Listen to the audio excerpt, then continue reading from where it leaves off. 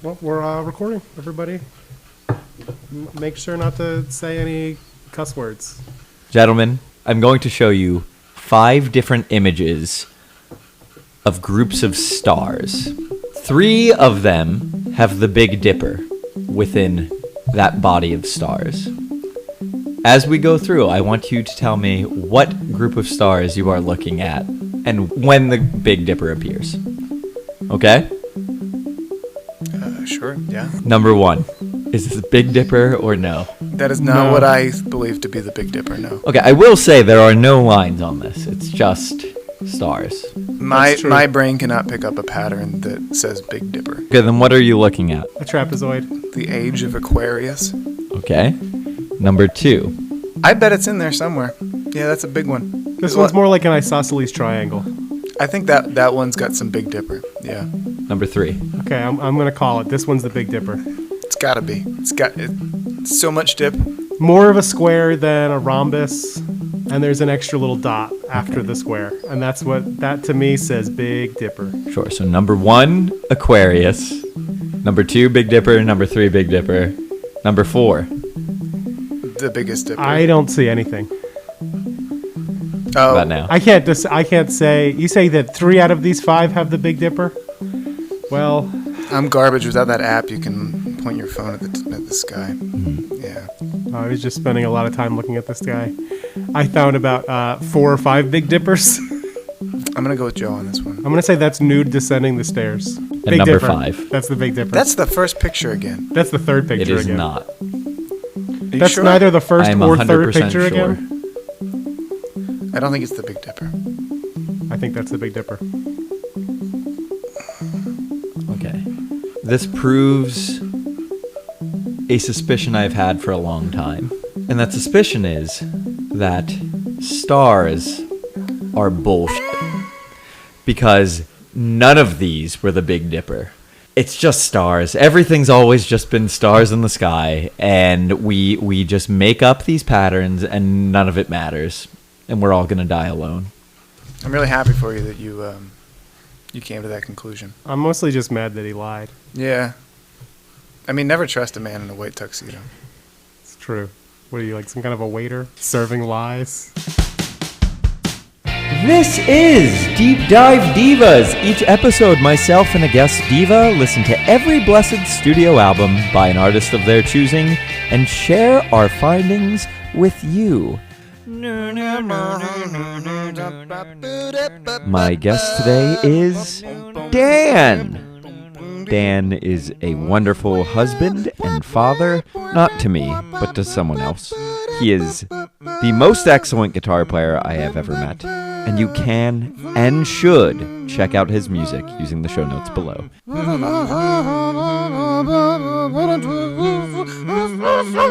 Dan, I asked you, who do you want to talk about on my show? And you said, Built to Spill. Sure did. What interested you in doing a deep dive on Built to Spill? Well, I'd always, I'd say about maybe 10 years ago, I heard the song Carry the Zero, and it blew me away. It just gave me all the feels. You love zeros. It made my heart explode with sadness and The all this roundness. stuff. So then, like 5 years later, I was like, that song's pretty good. What's the rest of that album? The album Keep It Like a Secret. I gave it a proper whirl. I've loved that album for like 5 years, but I've never been like, yeah, let me just build a Spill band. Let me just see what they're all about. Instead of that, I kind of wandered into other indie stuff from the 90s, your Super Chunks, your Super Chunk, that's it.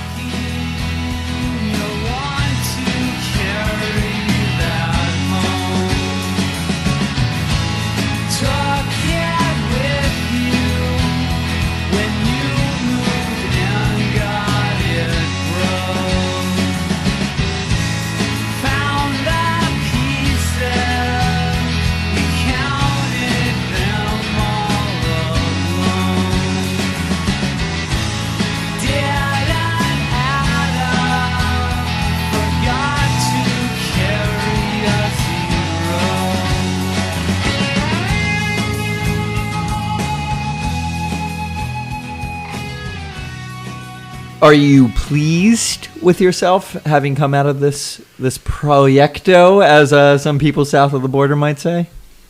Can you rephrase the question? Are you happy that you listened to every blessed album by the artist of your choosing?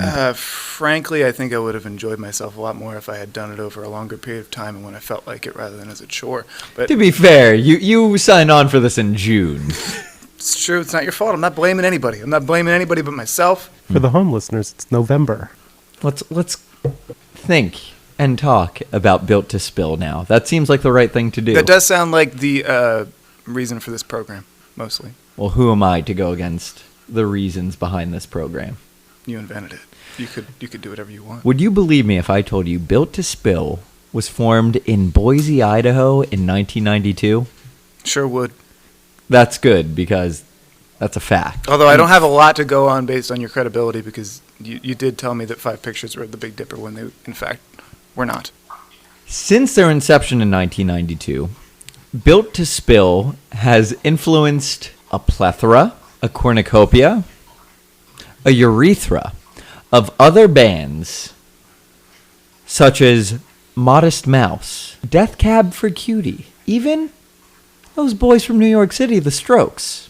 And what all of these acts have in common is they fall under the purview of indie rock and roll. What is indie rock and roll, Dan? Oh, that's a loaded question at this point in time. That word doesn't What do really you mean mean by a lot that? anymore. What do you mean by loaded? Well, many things are currently referred to as indie rock right now that are probably not terribly independent. You know, they're probably funded by large labels and such, and they're put on radio stations for mass enjoyment. For mass. Yes, mass. For Sunday mass.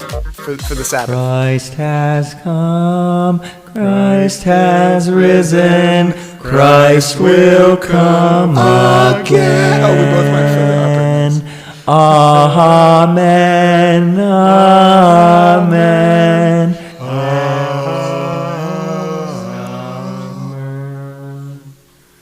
Would you like me to finish answering that question? Or? Yeah. Okay.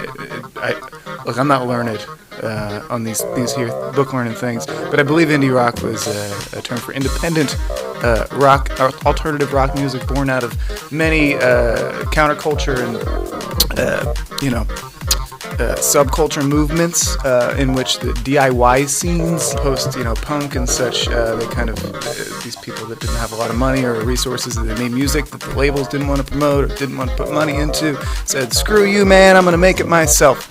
And then they did it, and a lot of it's pretty good, a lot of it sucks. That's how you got Discord Records. Fugazi founded a whole record label founded on the idea that shows should be $5 and no one should really give a fuck about money, and it's all about the music, man. And then It's about the music, man. it's about the music, man. The show, the music. You're right. I am.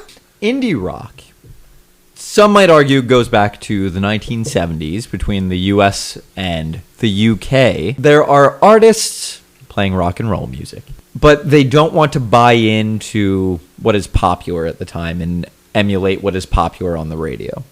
And you have, as you described, sort of a counterculture movement to what is hip and in the 1970s. And oftentimes, because they rejected the norm, indie rock kind of became a synonym for alternative rock.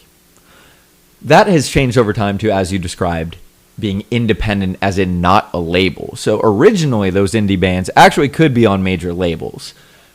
Over time, especially once we get into the 1990s, it carries on much more of a do-it-yourself sort of ethos, where you're making the record yourself. You don't need no stinking record company to distribute your records. You don't need them to organize a tour for you.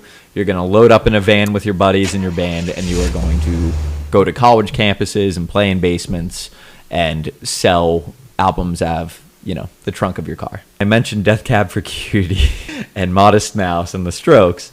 They all fall under this umbrella term of indie rock. All of them are funded by major labels. Yes. Yeah. So that term, as you described, has kind of become not so useful anymore. Well, it describes music that is influenced by music that had previously been independent. like Built to Spill, for example. Sure. Yeah. And Built to Spill, I would contend that they are one of the most influential indie rock bands of the early 1990s. I wouldn't contest you on that. Good. Sounds right.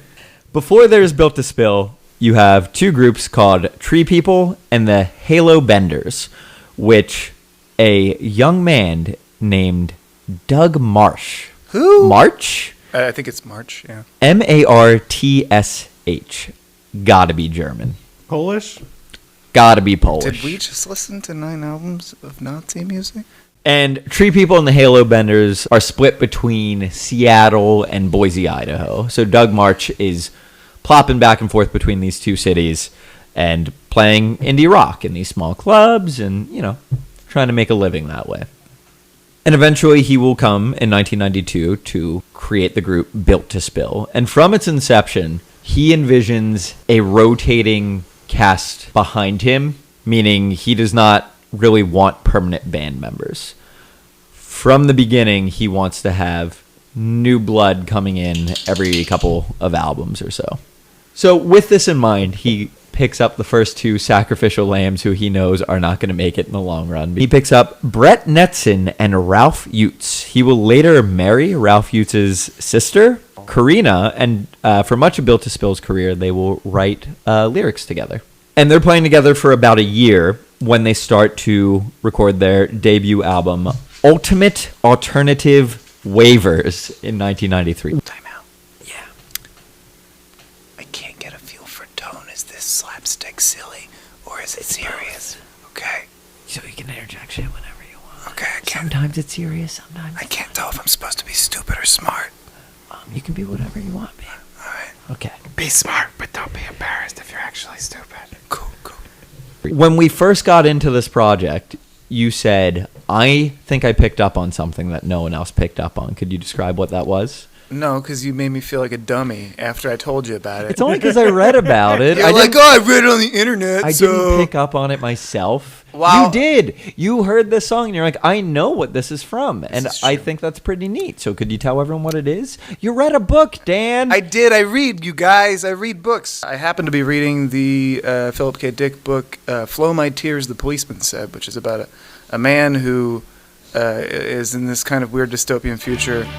He's an entertainer, but he somehow loses his identity. He doesn't exist anymore. And the song, as an entertainer, that he had out on record that ceased to exist was called Nowhere Nothing Fuck Up. And eventually, towards the end of the book, spoiler alert, book from like 1972 or some shit, the song exists again and it's on record. And it's like his big #1 hit. And that's how he knows that he's back in reality again, in his own timeline. It's an okay book, but I love the synchronicity of being like, while I happen to be diving into this album and reading this book at the same time, by no choice. It was not an active choice. Praise him.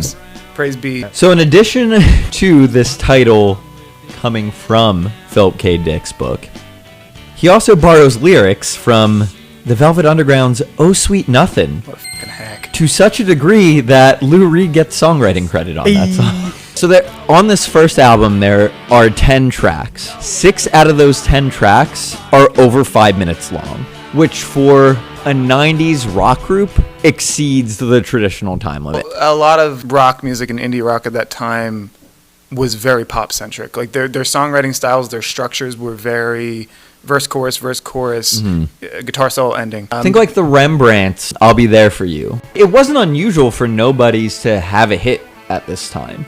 So I think Built to Spill is already going against the grain because a lot of these songs are not really written to be on a sitcom or a commercial or what have you. They're trying to make hard art. They're trying to make you work for it a little bit. And I think sometimes it pays off. And this first record, speaking of paying off, pays off. They start to garner a bit of a following. And immediately after Ultimate Alternative Waivers, the very following year in 1994, they put out There's Nothing Wrong With Love. I'm going to go ahead and just fanboy gush over this one. I actually really love this album a lot. They put out this first record, this 3-piece. People like it. And March immediately kicks out Brett Netzen and Ralph Utz. Well, he said he was planning to, right? Sure, but right off the bat, I mean, it's been months since the first record came out, Well, and he said, Bye, guys. In his defense, there are multiple tracks on the first album that I personally identified as out of time, where the drummer was losing time. Multiple. So you think they deserved it? I think at least the drummer. Yeah, the drummer on the first album, he It's a package deal. One of you goes off time, you're rhythm both out of section here. piece. Here's the thing. He replaces Brett Netzen with Brett Nelson. Oh, that's a prick move. And Andy Caps replaces Ralph Utes, which is not that similar, but it's also not that dissimilar. Did the previous backing band split off and do their own band called like Built to Stay Upright? I guess Built to Still would kind of imply that, but it's not gonna. Yeah. This record also has a decent amount of success. Again, it is not really getting played on anything but college radio, but for this specific slice of indie rock stardom, they are getting noticed to such a degree that they actually end up on Beavis and Butthead. The song "In the Morning" makes it on there, and like every music video that was ever on Beavis and Butthead, it gets shredded. Of course.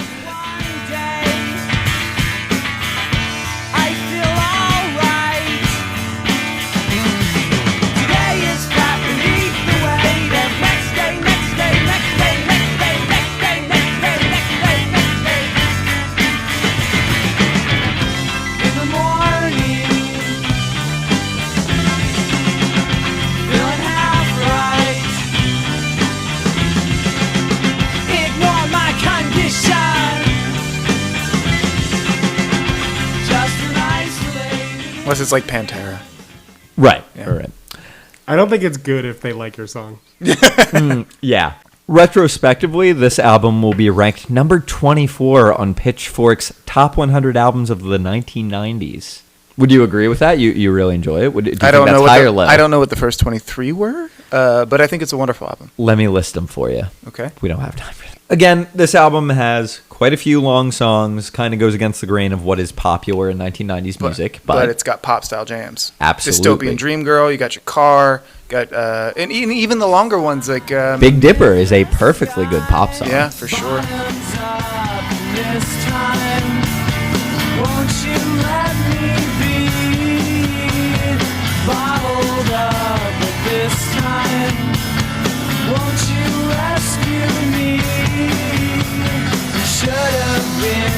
Last night and heard what the Big Dipper said to me.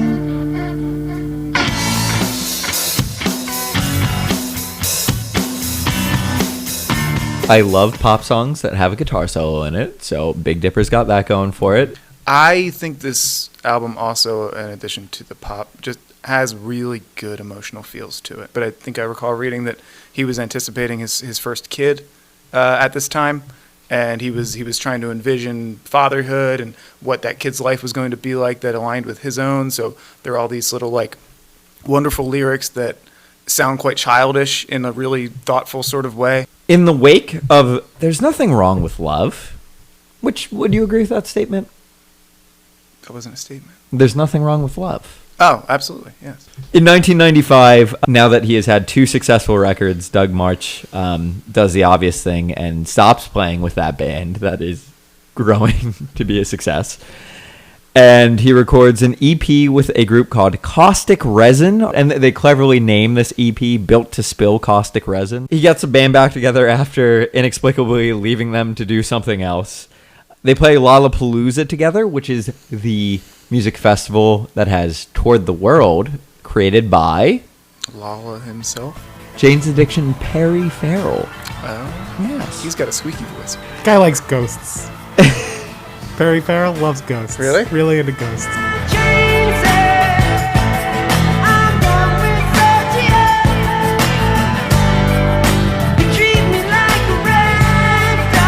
Like he loves them, or he's just really interested in them. Like, He has like lots of ghost friends, I think. would you say that there's anything wrong with loving ghosts? Anna Nicole Smith famously loved a ghost. So did Dan Aykroyd. In that same year where they're taking on all these various side projects, Built to Spill will collaborate on a song for the Red Hot and Bothered AIDS benefit, which is kind of nice. They were raising money for people living with AIDS. And this is the year where Built to Spill stops becoming an independently run project because they signed with Warner Brothers.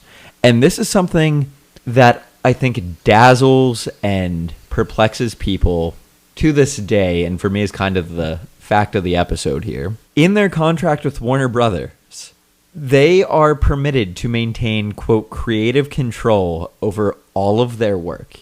Meaning, unlike most people who have ever signed a record contract, the record company is not allowed to say, we think you should have fewer songs that are over 8 minutes long.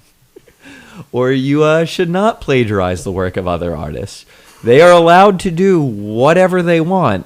And this is a luxury that I can think of very few artists who have been able to enjoy that. And this is all the more baffling because, again, while Built to Spill is somewhat successful in this very specific genre of music, it's not like they are a total asset to Warner Brothers. Built to Spill has more to benefit from this relationship with Warner Brothers than the other way around. Yet Warner Brothers is like bending over backwards to get them on the record label and allowing them to have total control. Clearly, Built to Spill had some leverage. Maybe I don't know why. Blackmail? nudie pictures of Bugs Bunny, perhaps. I don't know.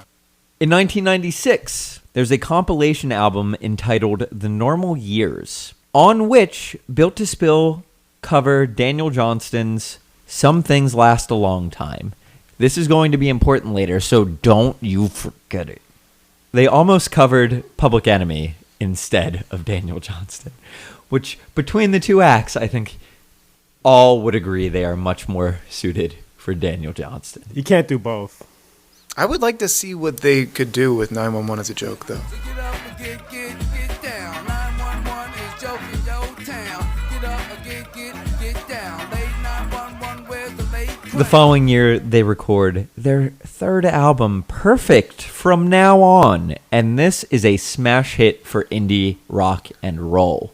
It is doing very well commercially, especially in the wake of acts like the Spin Doctors, Toad and the Wet Sprocket, these more commercially viable acts. It was made 3 times. The first time he records Perfect From Now On, he plays everything on it except drums and listens back to it and says, this is crap. There's a reason I keep hiring other people to be in this band with me. So then he brings the band back in. Same guys from the previous album. And Poor Randy Yates. That's gotta hurt. I Ralph. swear I'm gonna fire, Ralph Yates. I'm gonna fire all my bands. I swear. No, yeah, so this bucks the trend of, every album it's going to be a new band. He does keep some of these people on for multiple albums. The second time, they love how it sounds. Their producer, Phil Eck, is driving with the Masters in his car from Seattle to Boise, and the heat destroys the recordings, and they are no longer usable. They warp in the car during this trip. Classic Phil. And the third time, this is what you hear. Quick side note about Phil Eck. A lot of these groups who they get compared to, Modest Mouse, Seawolf, The Shins, he recorded all those bands as well. Many of their albums. A decade after this album comes out, they will do one of those tours where you just play that album in its entirety because people go gaga for this record, Perfect From Now On. People absolutely love it. It has a lot of slower orchestral arrangements on it. I would say on a whole, a lot slower than their the preceding albums. What I suspect a lot of people liked about this album was its artsy delay of gratification, like that, David Lynch kind of vibe, where it's just designed to piss you off for a while and then it gets good, but it doesn't always get good. Some tracks will be really quite droll for a while, and then it'll kick at the end, and you're like, why didn't you do that 5 minutes ago, you fuck? So this record contains both of our Yuck Icky songs. To apologize to all of the indie rock nerds who think this is the best album ever. I didn't like it. I'm sorry. Your Yuck Icky song was... It was Stop the Show. Yeah, it was. Stop the Show.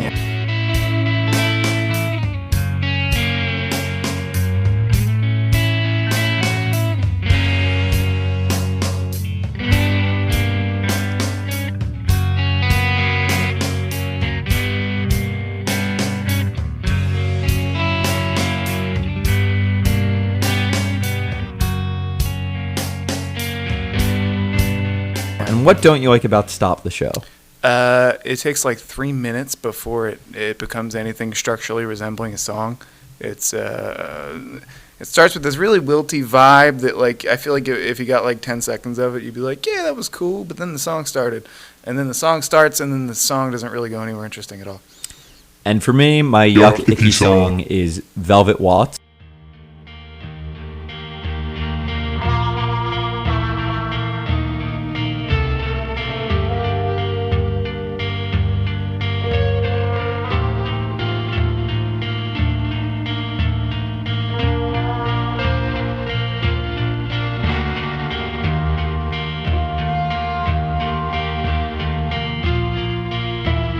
It clocks in at 8 minutes and 33 seconds, and I cannot say it takes you on much of a journey. Yeah.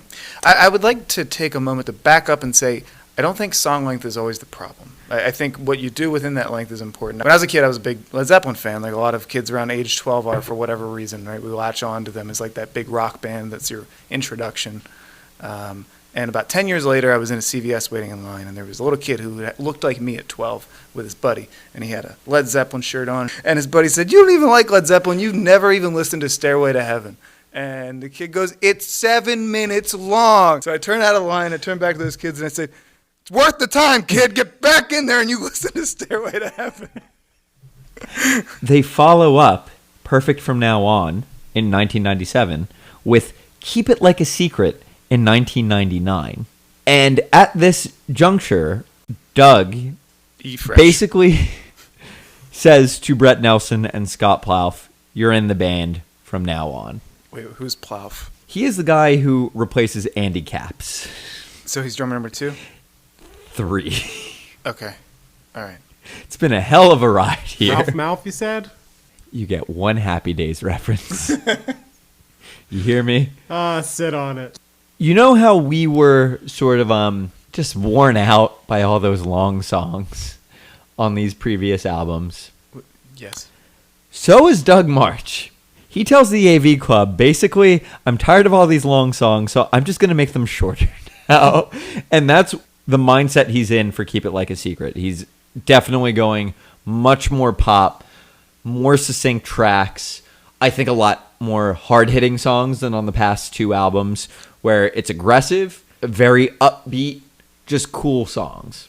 And a lot of these come from basically he's just getting together with the guys, hitting record and just kind of jamming with them, and then editing random pieces and parts of those jam sessions he liked together. So this album is very much like a Frankenstein sort of construction. Which is kind of crazy because it feels like his tightest shit. Like Absolutely. It feels so succinct and thoughtful. Mm-hmm. And I wonder how much of that, because after reading that, I was like, that can't be. This has to be a different album they're talking about, because it does sound so cohesive.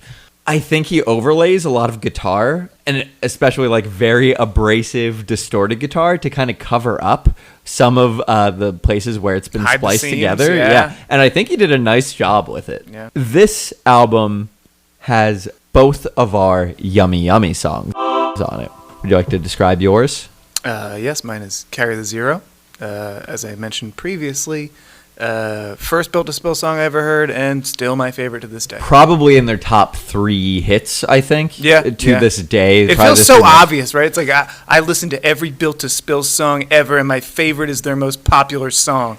There's a reason it's so popular, Yeah. because it's clean guitars throughout, a really neat sort of not quite syncopated. It does have a swing to it. Yeah, definitely. And I think it's a bit slower than some of the other songs on this. But it deserves its slowness. Mm-hmm. A lot of songs I feel like are slow just to be fat, but this one, it feels it's appropriately slow for the sadness of the content, and it drives home that point. And then when the riffs come in back at the end from the beginning of the song and like come in very intensely, it fills in that fat space so beautifully, and so just I don't know, it just hits you in the face. My Yummy Yummy song was Center of the Universe, which we hummed at the top. And I don't think you knew this coming into it.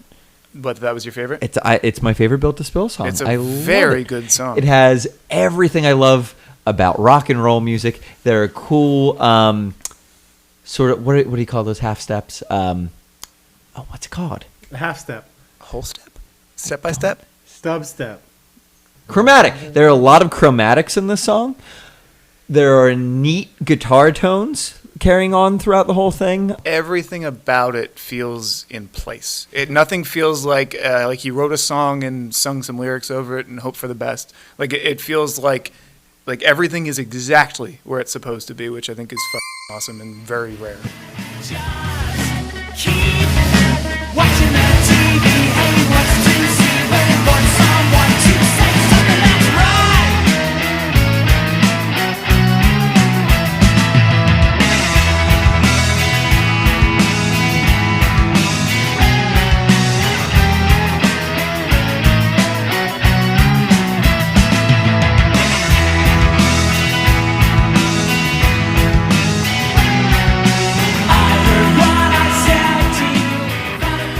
It's a wonderful, wonderful piece of music. Yeah. And I think that is, in a sentence, how I would describe this album. It's a wonderful piece of music. Yeah. There's a track on it that I love so much called You Were Right, and it almost didn't make it on the album because essentially the lyrics to the song are just lyrics from other artists and being very open about that. I'll read some of them for you. You were right when you said all that glitters isn't gold. Obviously a reference to Smash Mouth. Of course. It is then followed by, you were right when you said all we are is dust in the wind. You were right when you said we're all just bricks in the wall. And when you said manic depression is a frustrating mess. I think this record is wonderful because it's a culmination of every success they have had on every other album. All of their strong points. It's got cool guitar work, really interesting lyrics that I think tell engrossing stories and narratives. It sounds super tight. It also has a sound that I don't think existed yet, which is that very airy feel. Like in earlier albums, he relies on crunch tones and bluesy stuff to kind of sound like rock music, whereas this is very clean and very reverby, which I don't know. I don't know a lot of rock music that's that clean effectively to build space until this album. I'm not asserting that it invented it by any means, but I'm not aware. It is unique for the time, for sure. They follow up Keep It Like a Secret with Live, which you'll never believe this, their live record, which comes out in 2000. I skipped this one. But we're not reviewing their live album because we don't do live albums on this show. We only do every blessed studio album. Okay, so that's why I skipped it, yeah. Yeah. They follow up Keep It Like a Secret with Ancient Melodies of the Future in 2001. And this will hit 94 on the Billboard 200 and the U.S. top album sales. There's not a lot of information about this record, despite it doing very well on the charts. Rolling Stones gives it 4 stars, and it gets an 8.6 on Pitchfork. To me, this is a lot less hard-hitting, a lot slower, and as you were saying earlier, Dan, getting into a more sort of morose, sullen sort of. Yeah, but I think this one's cute though. I don't know. Okay. I don't know. This one kind of hit me in the feels. I think there's a lot of synth work in it that I think is very mature and thoughtful, and I think is like telling of the time it came out in. Thinking like post Kid A, and when a lot of indie rock bands were kind of going, what can we do with this electronic stuff? Shit. And I think they did so in a way that was not an overreaction to that movement. I think they worked it into their sound, and it sounds cool. I also think this album is tremendously pleasant. It is not the songs aren't as sexy as Keep It Like a Secret. They're not nearly as cool, but they're very pleasant. I don't know. I found that listening to this album to be a very nice experience. Doug March does what he always does when he has a commercial success. He goes off and does something else. He puts out a solo blues folks album, which I don't really like, called Now You Know, and he takes the year off from Built to Spill. So all of 2002, he's doing his own thing. And Warner Brothers, again, almost begs them to come back and put out another album. Warner Brothers is so horny for Built to Spill. So Warner Brothers options them for yet another record. Doug March puts the band back together in 2003, and they tour for 2 years straight, and they do not make that album for Warner Brothers. Wow, dick move. Hell yeah. They do record the album in 2004. They just don't put it out till 2006. Wow. So in 2004, amidst the touring, they make it. They do so in Portland, Oregon, but they won't put it out for a couple of years. And they bring Brett Knudsen back, the original guitarist, for a few songs. And he's eventually going to rejoin the band, more or less full time. Holy shit! You made it, Brett. Very shortly after You in Reverse debuts, the band goes on hiatus again because Doug March needs surgery on his detached retina. This man has commitment issues. They have to bag their South by Southwest appearance, which you've been to South by Southwest, Dan. For work, yes. Favorite thing you saw at South by Southwest? There was a band called Rolling Blackouts Coastal Fever Rolling from Stones, yeah. Australia. They were very good. Okay. The form of which doesn't matter. I tap it just to find out the way it shatters. Anything you'd like to say to them if they're listening right now? I like to show at South by Southwest. Did they play at a conventional venue, or was it some sort of taqueria? In 2006, Andy Capps is found dead at age 37. That's right, The their guy old from the drummer. Chips? And they take some time off after Andy Capps dies. And this is converging with Doug March, quote, feeling kind of burnt out on the way Built to Spill was and the kind of music that we made. I just wasn't interested in listening to my band, which is never a good sign. No, it's not helpful. So he's got new retinas, but he does not have eyes for his rock and roll band. This record, You in Reverse, was the first of theirs not recorded or produced by Phil Eck. That really shows, actually. I think it has a totally different sound. It's much simpler sounding. It's like straight rock, which I think aligns pretty closely with their first album as well. In 2008, they solidify a new lineup with new members, and Doug March says, I do think that Built to Spill could be something better than ever just because our lineup is better than ever. And they are constantly touring all throughout 2008. Doug March says, when we hit the road, it's pretty much work. If we have the chance between a day off and a show, we always choose the show. This tour will actually be a lot easier than past tours just because we don't have to drive ourselves, because they are now becoming more famous. They have a lot more commercial success, so now they have a tour bus with a tour bus driver, which is, I mean, that's kind of like the hallmark of indie rock bands. It's a bunch of guys in a van hating life, and they're now past that. And this record, There Is No Enemy, which comes out in 2009, is streamed in full on their MySpace page. Holy Thanks, shit. Tom. Also, a very inappropriate album for the joys of MySpace. It's a very sad album. It's clearly about some kind of depression. I think their biggest bummer so Yeah, far. it's very sad. To me, it has a lot more of like conventional 90s aesthetic than a lot of their 90s records. Hindsight is on this record, which I would say is also in their top 3 most famous songs. They don't wanna think about the other side. There's that grass just greener 'cause it's fake. 'Cause that's all that we've been told since we were 5 years old. That all we'll ever know.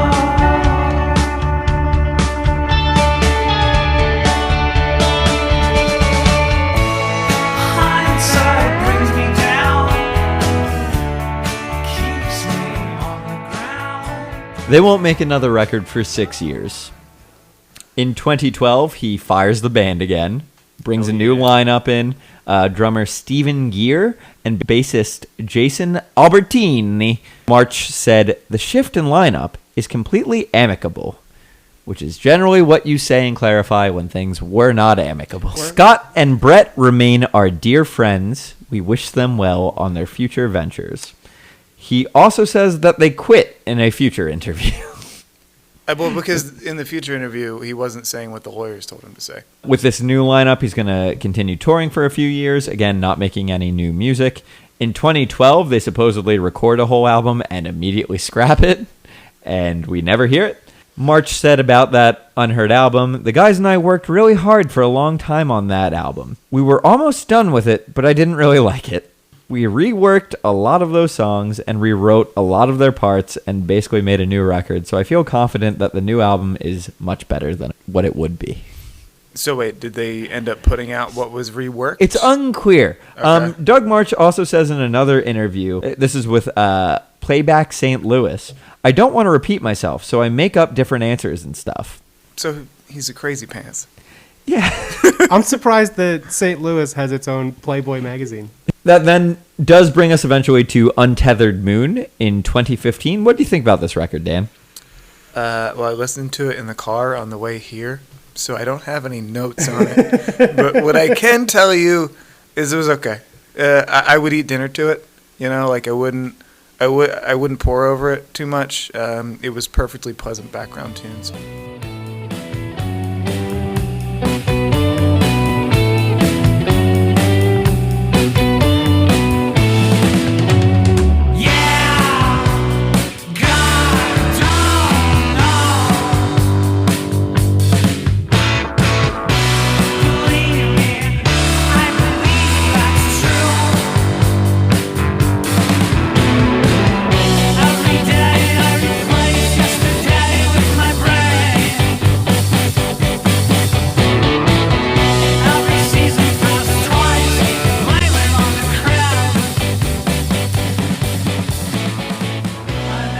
Untethered Moon is the last album of original music they're going to put out. On Facebook in 2017, they announced they left Warner Brothers, despite having all their resources and unmonitored reign over their material. And in 2017, they support a guy named Daniel Johnston on his farewell tour.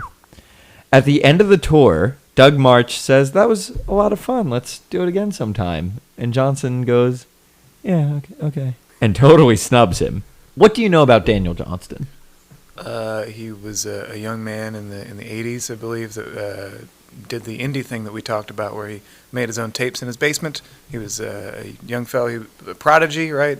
Kind of like a songwriting prodigy. And diagnosed with bipolar disorder. Yes. How would you describe the musical stylings of Daniel Johnston and those recordings? I don't want to hurt anybody's feelings, but rough.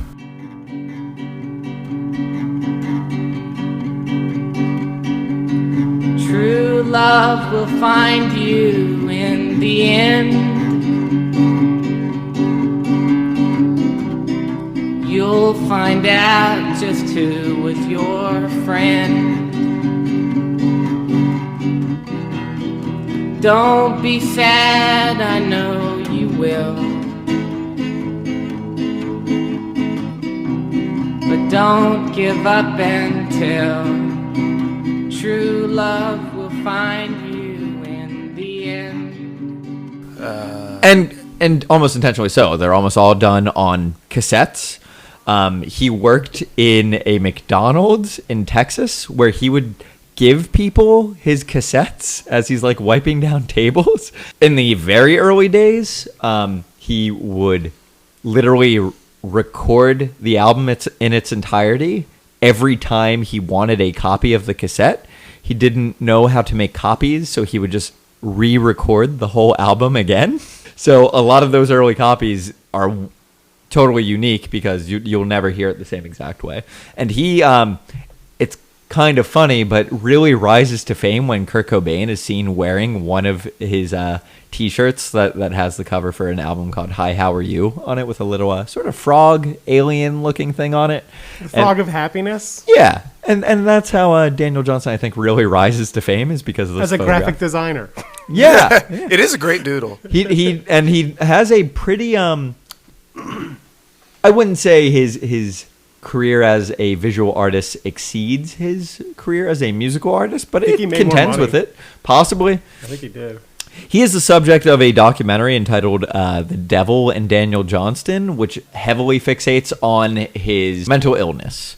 And it's a huge downer. He gets caught up with Beatles references, specifically Revolution 9, which is not really so much a song as it is a audio landscape, a collage, yes. Number 9, number 9, number 9, number 9, number 9, number 9, number 9, number 9, number 9, number 9, number 9, number 9, number 9, number 9.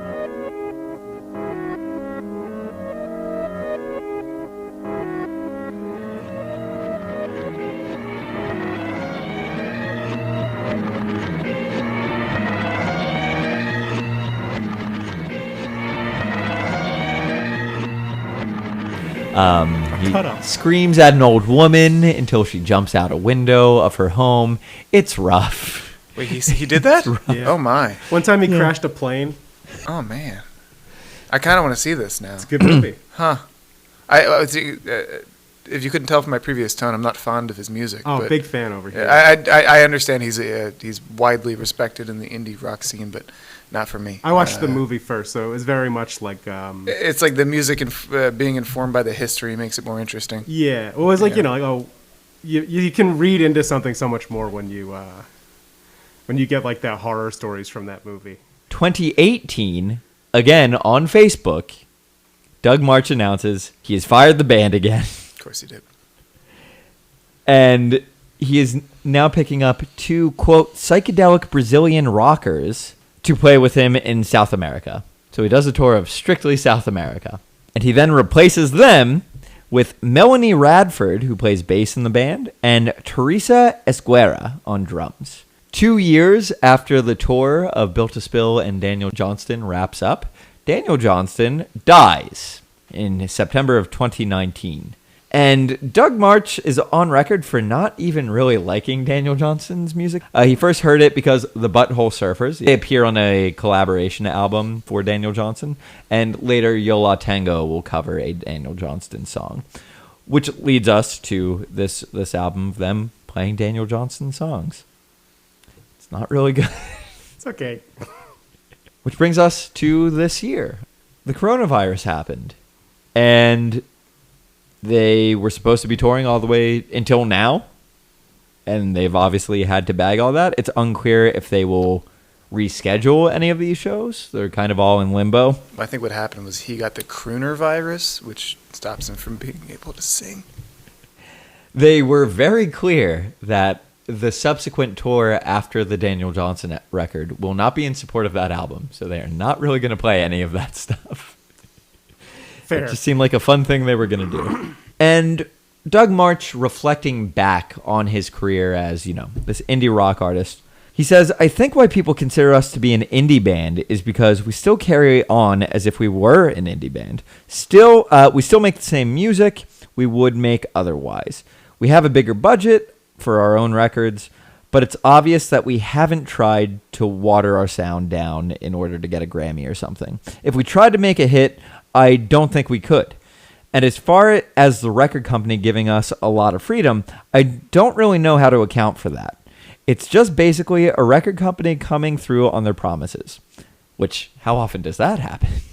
March, again, looking back on his life and his career, he says he surpassed anything he expected to do with music, so he feels very successful. This interview with Playboy St. Louis, they asked him, like, do you view yourself as a success? And he says yes, resoundingly yes. When he does reflect back on his career, he says, I got lucky. I wouldn't be where I was if I hadn't lived in Seattle at a certain time and met certain people. So he very much attributes his success to chance. That's Built to Spill. It is? Yeah. Holy shit.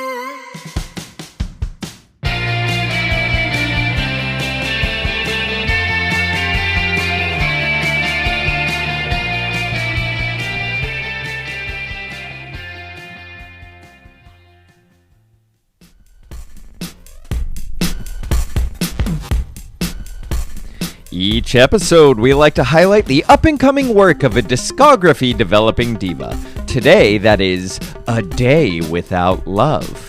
A Day Without Love is the diverse, multi-genre project of Philadelphia native Brian Walker. The project came to fruition as a result of Brian's struggle with homelessness following Hurricane Sandy.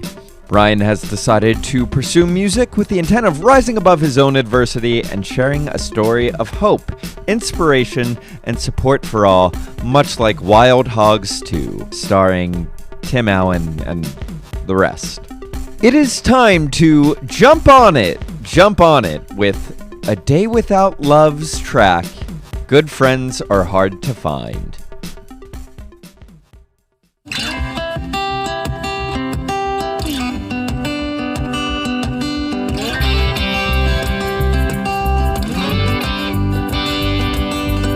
I struggled, yes I'm mining. Some things are hard to find, and found something. We're on the same page, living a different story. You complete me, no longer empty.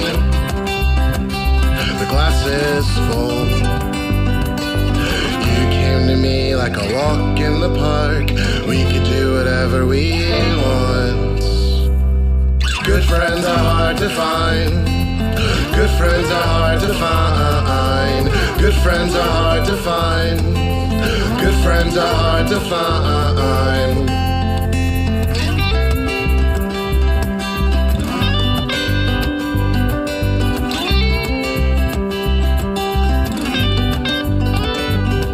And you're looking at me and I'm looking at you. I like the way we sing the blues on nights and islands. I look at your back and I look at your past. No longer vulnerable. I've got a good friend. You came to me like a walk in the park. We could do whatever we want. Good friends are hard to find.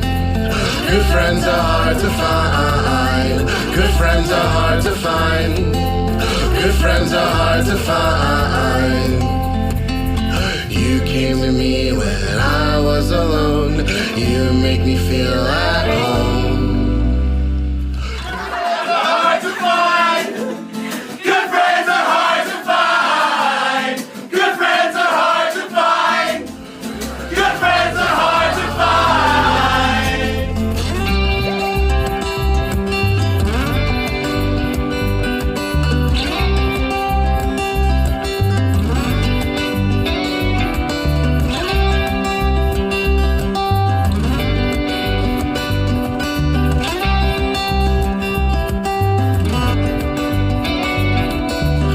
struggle, yes I'm mining. Some things are hard to find, and I found you.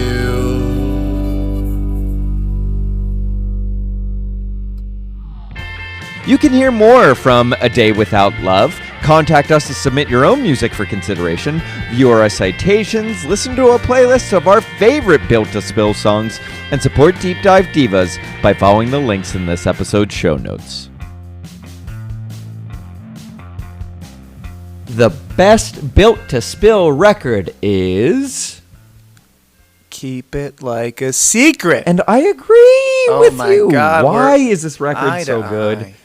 eye. I think that it's the top of the bell curve. You know what I mean? You got a guy he's got a vision, but he doesn't have the band yet. You know, and then he's got the band, but he doesn't have the Songs? So he doesn't have like the maturity as a songwriter to really enact the vision that he has, and he gets carried away because he's got guitar chops.